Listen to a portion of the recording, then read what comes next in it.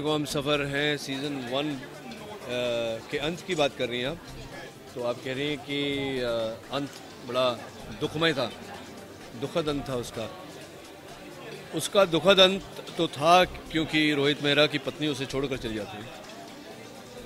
अब अध्याय दूसरा में रोहित मेहरा ये प्रयास कर रहा है कि अपनी पत्नी को वापस ले आए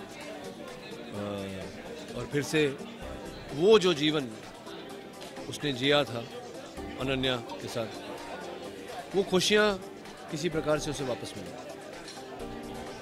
लेकिन देखिए, इंसान चाहता वही है जो उसके पास होता है, लेकिन कभी कभी वो बातें जब छिन जाती हैं, वो इसलिए छिनती है क्योंकि वक्त बीत चुका है और बीते हुए वक्त के साथ वो चीज़ें चली गई हैं, तो वो चीज़ें कभी वापस नहीं आती।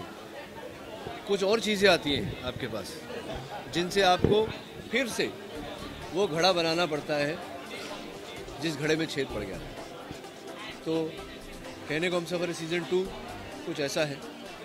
साथ ही में बच्चियां भी बड़ी हो गई हैं।